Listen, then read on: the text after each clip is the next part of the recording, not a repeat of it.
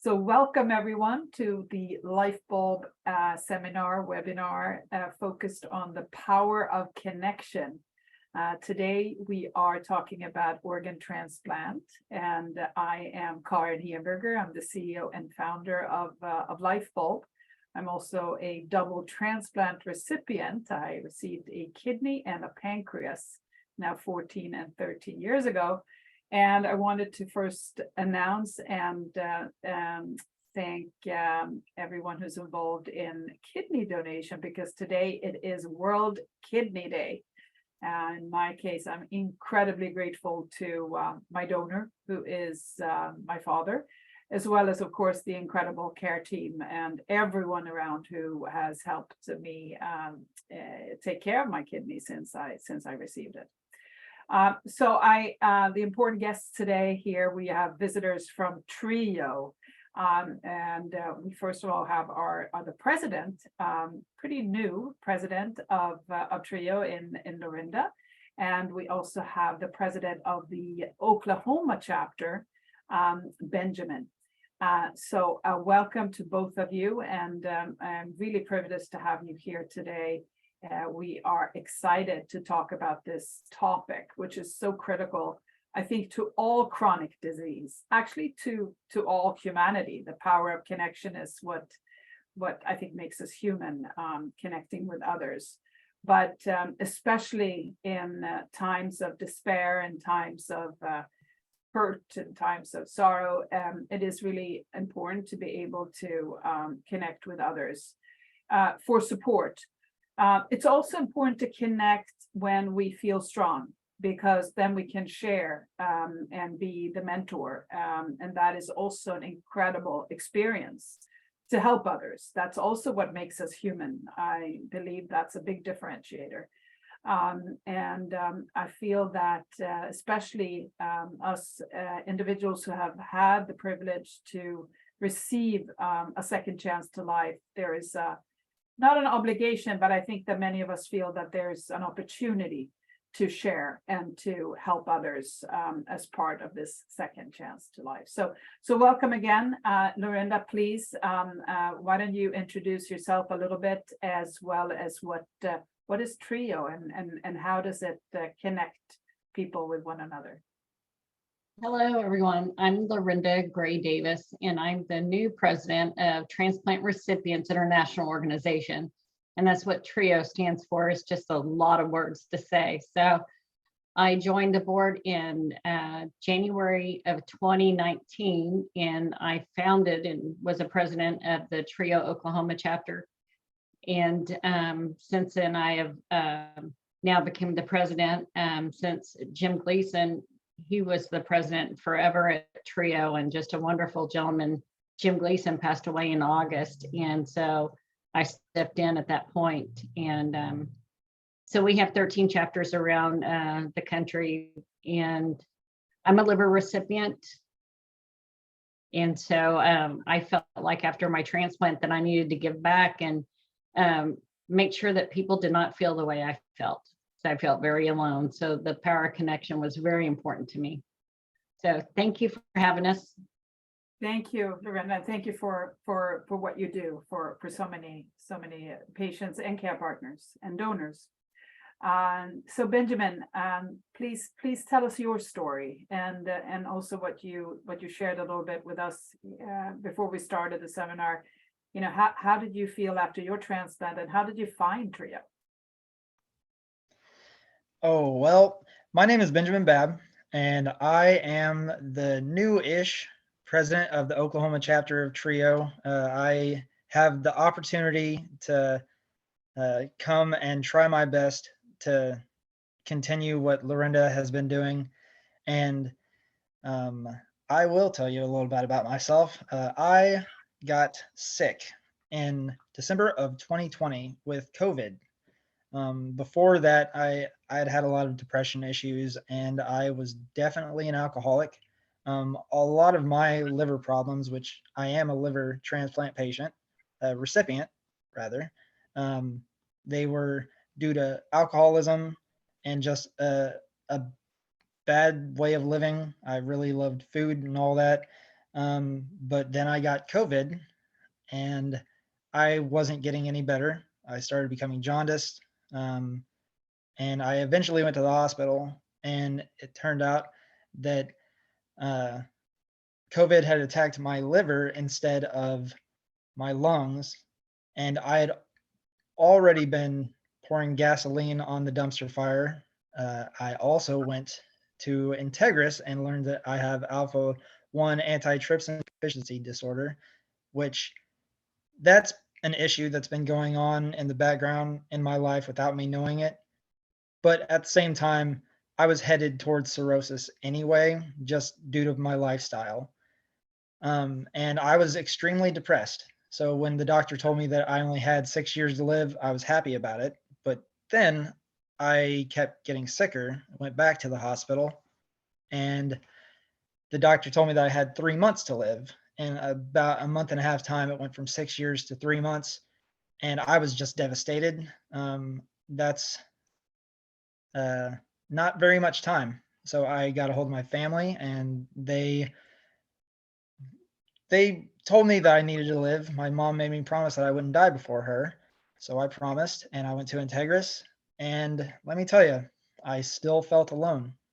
Even though I had my family back and I had some people who loved me and cared about me, and I had doctors who were there who wanted to save me, none of those people knew how I felt.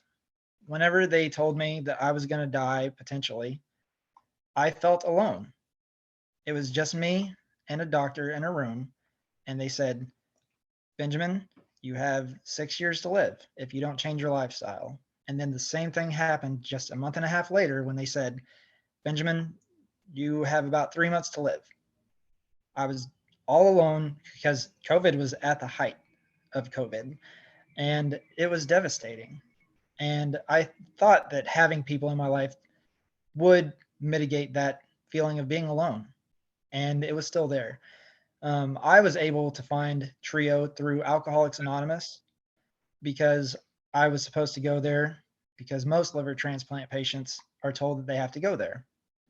So I went there, and there were people in Alcoholics Anonymous who were in Trio, and they informed me that I shouldn't do just the 3 meetings that Integris told me to do, the 3 meetings a week, that I should go every single day. And it was that kind of information that they don't tell you at the hospital, that your family doesn't know, but transplant patients can tell you that there's a board of people that decide whether or not you get a transplant, and it is better for your mental health, your sobriety, and for the board if you go to all the meetings every chance you get. So they told me about Trio, they being Lorrinda, because she does do a lot of service, and she reaches out to people like me, and it's incredible. So I went to Trio, and it turns out that that was not even a snowflake of the iceberg. The information that I've gained in Trio has been invaluable to me. Not only did I have not all the information, but I also like to research myself. So I had a lot of misinformation because I liked to Google things. But it turns out that I don't have a life expectancy. Post transplant, I'm not hoping to live 5 years, and that's what Google said. But in Trio, there's a patient who is 23 years post, maybe 24, and he's in his 80s, and that's incredible to me because I'm pretty young for a liver transplant recipient. I'm only 37 years old, and I know that in my life, uh, I've made a lot of mistakes, but I'm still worth a life. I didn't feel like that until Trio.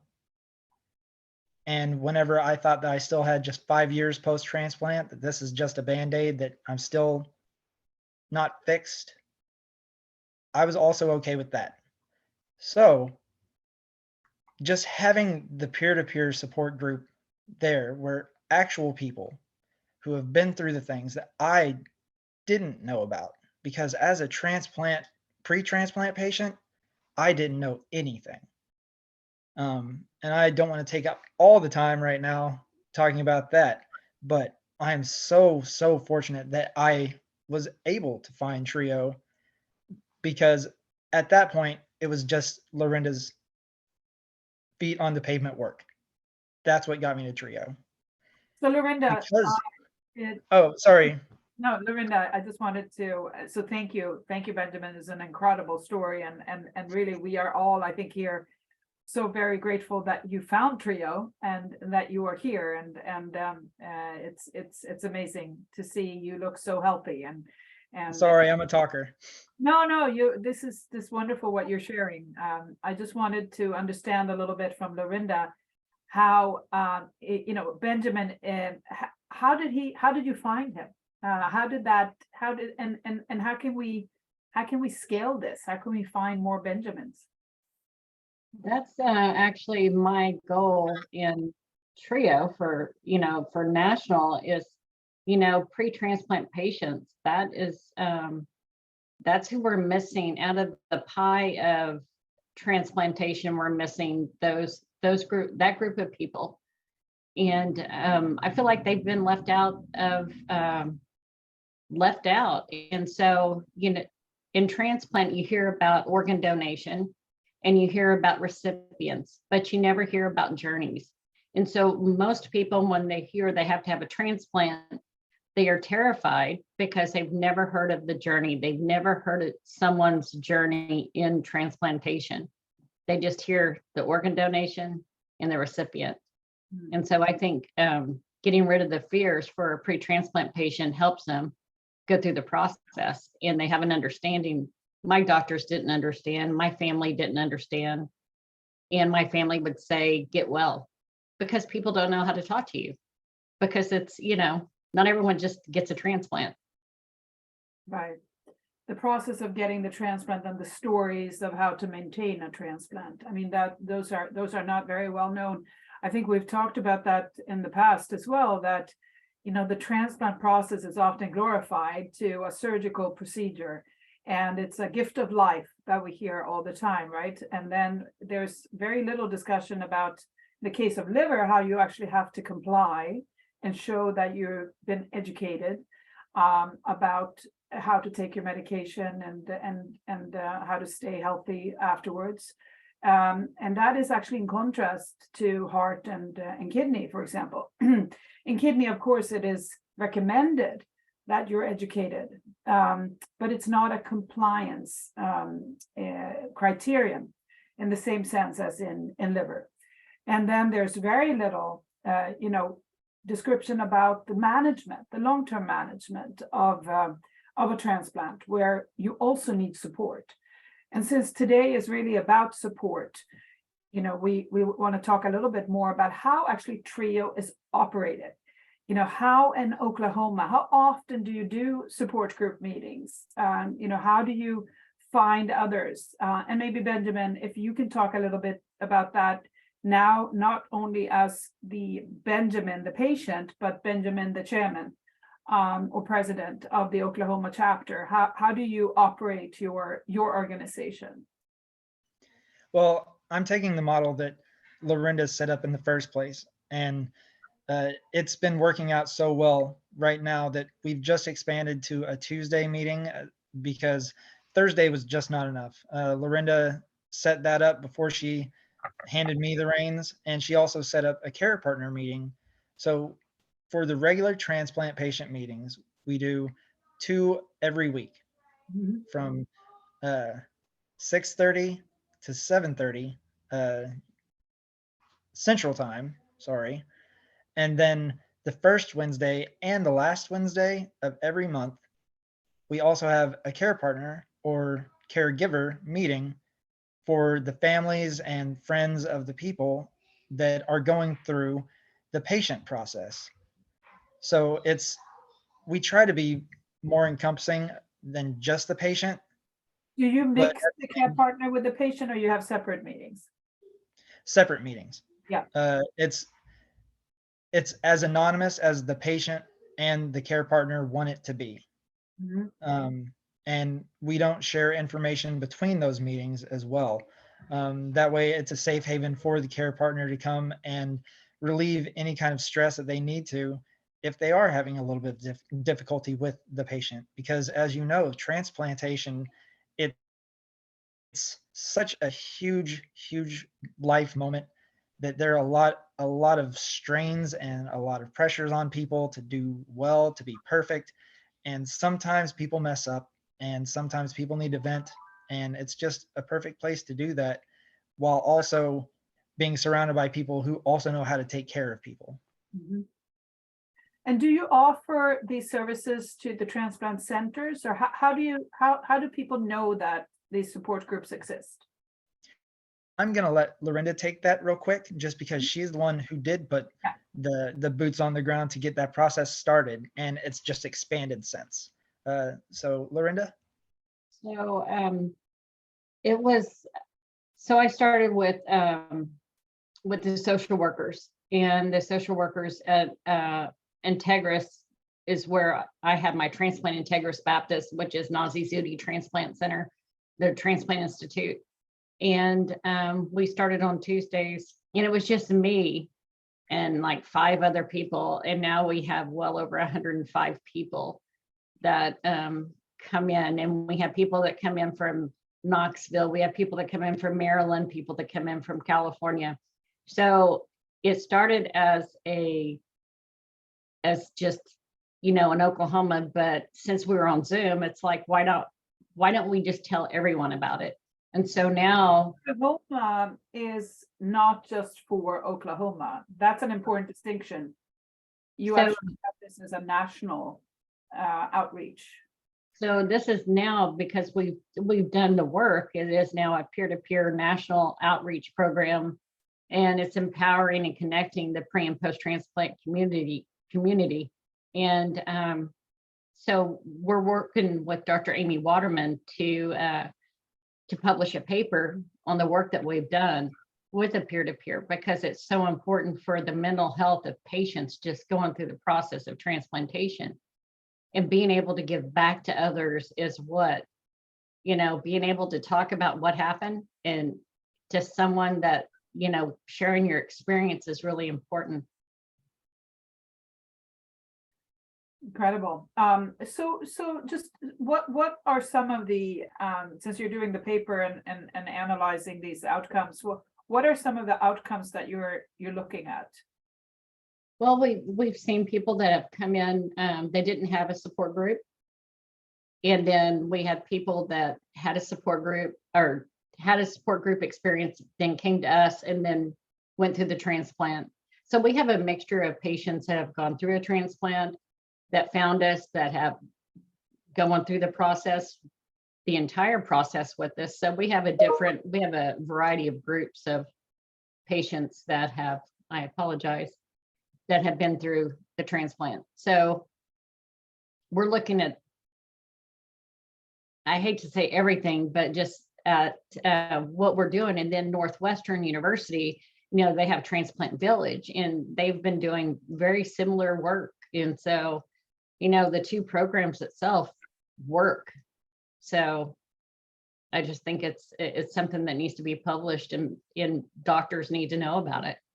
Right, but what I'm trying to understand is what you're measuring. Are you measuring, survival of the graft? Are you measuring, headaches? Are you measuring mental health? What is it that you're measuring in this paper? We're going to be looking at mental health, but we're just now starting the process. Yeah. Okay. Yeah, so we're just starting that. So this is something that's new. I understand, but it's very interesting, because I do think that there was a seminar this morning from the AAKP looking at the patient voice and the need for other endpoints when it comes to clinical trials for transplantation.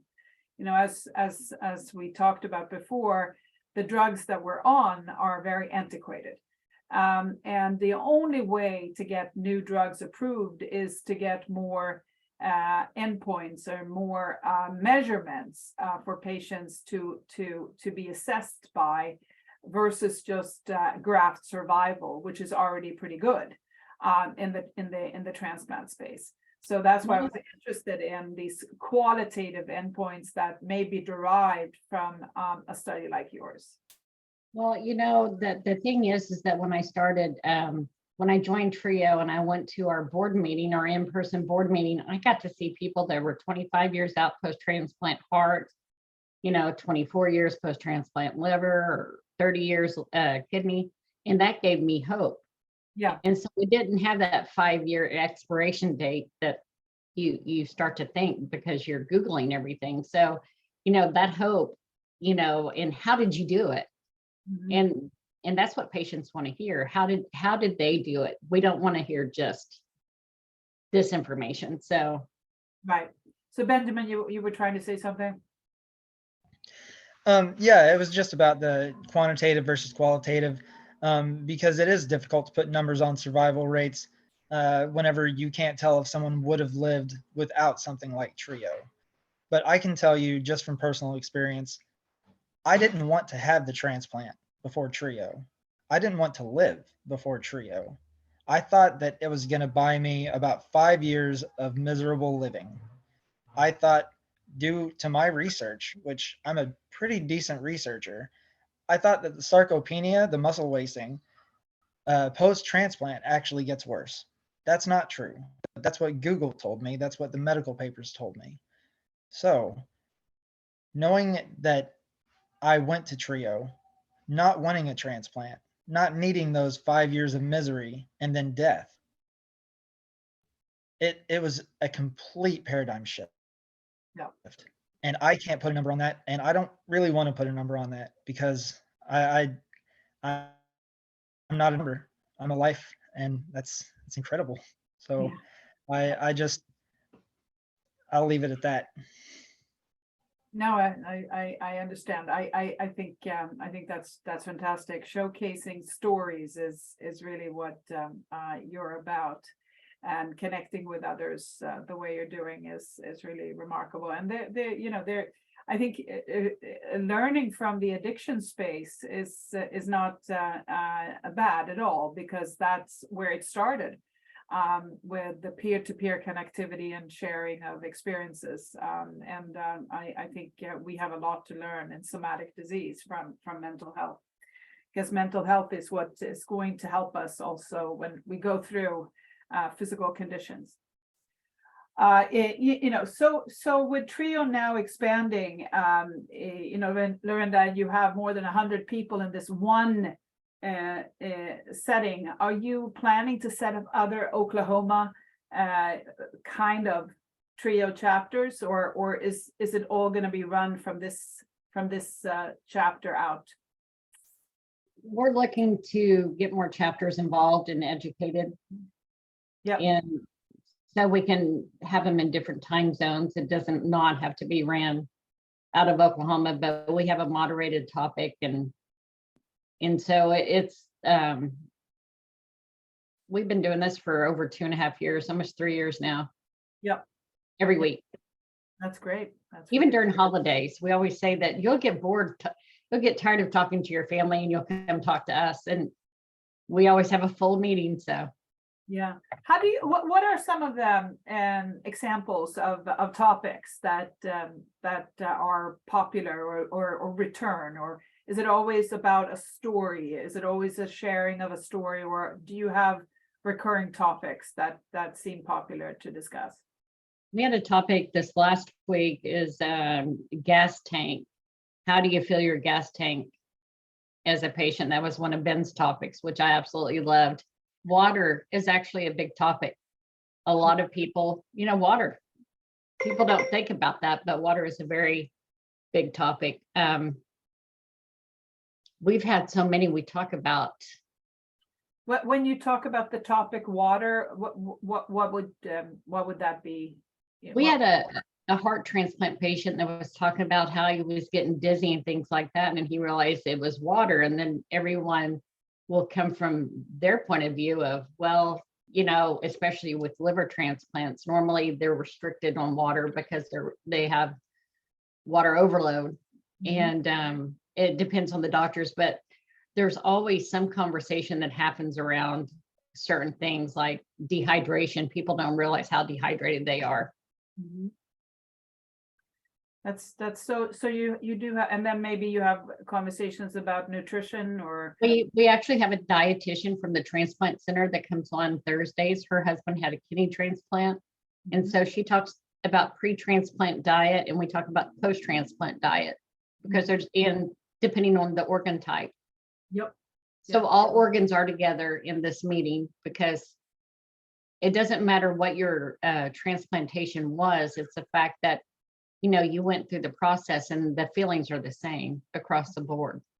Yeah, I think that we always say as well, we have a virtual version of, we often say, right, that the virtual place for Trio is Transplant Life, we hope, and where you can go more asynchronously and connect with others on Transplant Life. And there, of course, there's the potential to connect, anytime during the day, and it's less about the live connectivity. But it is important to have certain topics that one can discuss around. And education is so critical, that we increase the level of education for everyone. As you have more and more participation, I can imagine that the level is very different in the different group or within the group. But because they come with, from the various organ transplant settings, there will be commonalities such as, again, mental health or nutrition and maybe family planning. Are there other topics that have become popular or you think are worth mentioning? I don't know, Ben, anything that you can remember that is worth sharing? Oh yes. I love coming up with topics, number one, because I do remember a pre-transplant and I remember what it's like significantly closer to transplant because I am still a baby in the transplant world. And my pre-transplant journey was not easy. I had many of the symptoms. I had the hepatic encephalopathy. I had the edema. I had the ascites. I had the sarcopenia. I had esophageal varices to the point where I threw up half of the blood in my body. It's such a difficult thing that you have to go through. With my transplant being liver, I I, I don't necessarily pre-transplant, I wouldn't have thought that Trio would have helped me from a kidney patient's perspective. But now that I'm post, I can't tell you how much I value a kidney patient perspective because I might have to have a kidney transplant in the future one day. The topics that we get to cover are really just a focal point that provides patients with validation, a community, a feeling of togetherness. Hey, this person knows what this feels like. And it gives me a chance to go back and see pre-transplant patients and post-transplant patients that are just newly transplanted and see this is why I'm alive. So I can help these people go through their process easier. I get the opportunity to remember that pain and that trauma and that fear that I had that I don't have to have anymore. And I get to hand that to somebody else. I get to help somebody else. Yeah. Just not even worry about life. That's incredible to me. So I just really appreciate, thank you, Lorrinda, for allowing me to be such a part of this. I truly am so grateful. And thank you, Karin.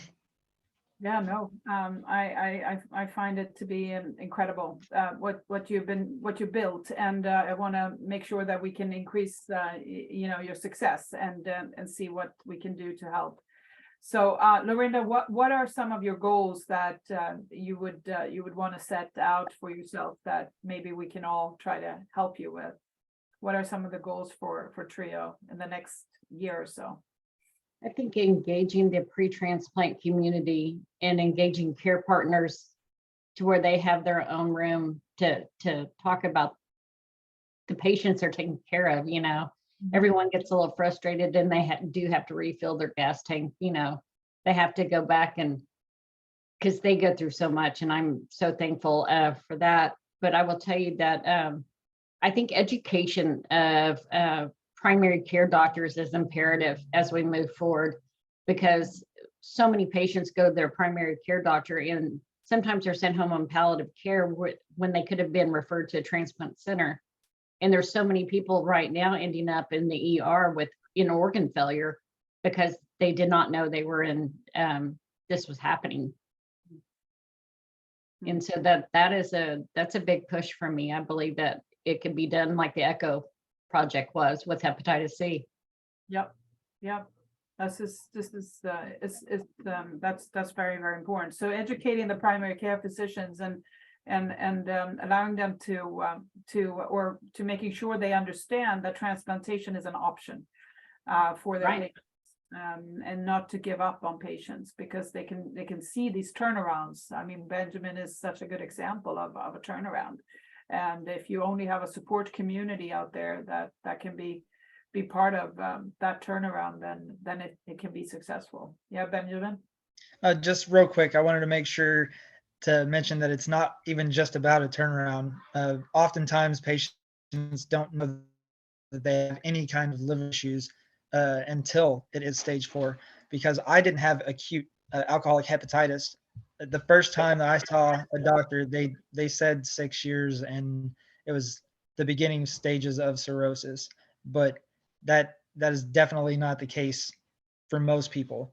A lot of times they'll hear their liver numbers are a little elevated. It's nothing to worry about. And then the next thing they hear is stage 4 cirrhosis. It goes very fast. And with liver, I mean, it all goes down to cirrhosis. At the end of the day, that's where it all goes to. It doesn't matter what it is. That's where it leads to. Yep. Great. I think you're doing incredible work, and applaud this work. And I just want to continue to support. And I think our audience, is very much saying that as well. And as you grow your organization, we want to be, part of spreading that message and making sure that you can set up other support groups all over the country. So absolutely. That's the goal. And I think engaging the care partner, engaging donors, is a very good idea, because they're very much part of the solution. And addressing a larger, organ transplant community, as well as, liver, as well as kidney and heart and lung and so on, is definitely part of your plan. Yes. So thank you so much. And Lorrinda and Ben, thank you so much for joining us today. And, we hope with Transplant Life and Trio together that we can support the transplant community in different ways, virtually and live, and continue to work together for, a better future. So thank you. And thank you to Thank you so much, Karin. Bye now. Thank you.